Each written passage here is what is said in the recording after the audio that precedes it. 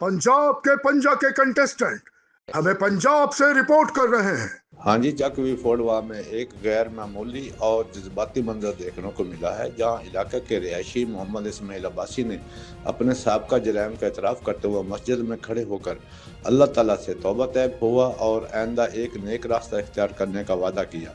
ज़राए के मुताबिक मोहम्मद इस्माइल अब्बासी माजी में मुतअद्दिद गैर कानूनी सरगर्मियों में मुबैना तौर पर मुलव्वस रहा, तहम हालिया दिनों में CCD, पुलिस और कानून नाफिज करने वाले इदारों की मौसर कार्रवाइयों के बाद वो न सिर्फ खौफ का शिकार हुआ बल्कि ज़मीर की आवाज़ पर लब्बैक कहते हुए खुद को आवाम के सामने पेश किया।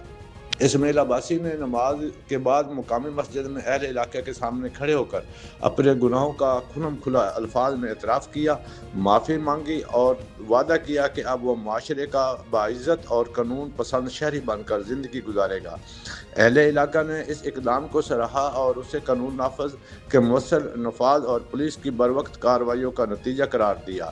शहरियों का कहना था कि अगर कानून गिरफ्त सख्त हो और इदारे दयानतदारी से काम करें तो मुआशरे में मुस्बत तब्दीली मुमकिन हो सकती है।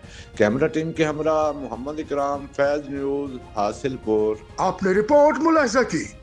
मज़ीद खबरें और अपडेट्स जानने के लिए देखते रहिए फैज़ न्यूज़ नेटवर्क। फैज़ न्यूज़, फैज़ सबके लिए।